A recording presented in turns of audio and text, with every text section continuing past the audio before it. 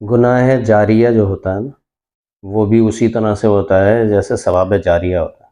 ہمارے استاد کہتے ہیں ایک بات، وہ یہ کہ اکثر لوگ اتنے بدبخت ہو جاتے ہیں کہ ان سے ایسا عمل سرزد ہو جاتا ہے کہ لوگ گناہ کر رہے ہوتے ہیں اور اس کا عذاب ان کے کھاتے میں لکھا جا رہا ہوتا ہے۔ یہ بالکل ویسے ہی ہے جیسے ثواب جاریہ ہے۔ جیسے ثواب کا کوئی نیکی کا کام بہت ساری جگہوں پر ہوتا ہے، مساجد مدارس بنا دینا، کہ لوگ جو ہے وہ اس پہ نمازیں پڑھ رہے ہیں، قرآن پڑھ رہے ہیں، عمل کر رہے ہیں، جو بھی اعمال کر رہے ہیں، اور ثواب ان صاحب کو مل رہا ہے جنہوں نے اس کی بنیاد رکھی ہے، اس کی تعمیر میں شریک ہوئے۔ اسی طرح سے بہت سارے گناہ جاریہ بھی اس طرح کے ہوتے ہیں، ہم اس پہ فوکس نہیں کرتے بالکل بھی۔ انہی میں سے ایک ہے قطع رحمی کا مسئلہ۔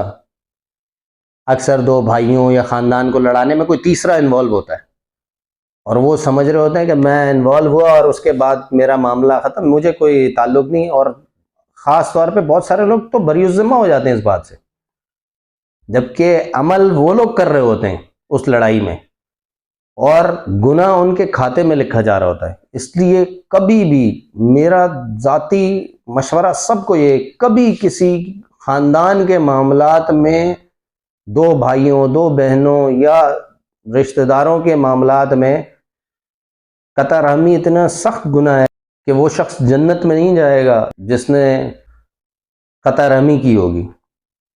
تو حدیث مبارکہ کا مفہوم ہے یہ۔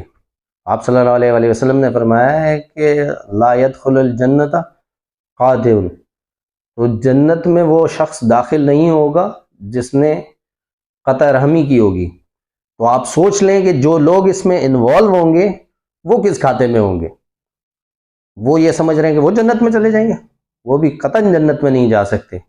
اس حدیث کی روح سے تو یہی مفہوم نکلتا ہے کہ وہ کیسے جائیں گے پھر جنت میں، اس لیے کہ انہوں نے تو، وہ تو انوالو تھے، وہ پوائنٹ تھے جس کی وجہ سے جو ہے وہ دو بھائی، دو بہنیں یا خاندان لڑ پڑا، تو وہ کیسے چلے جائیں گے جنت میں۔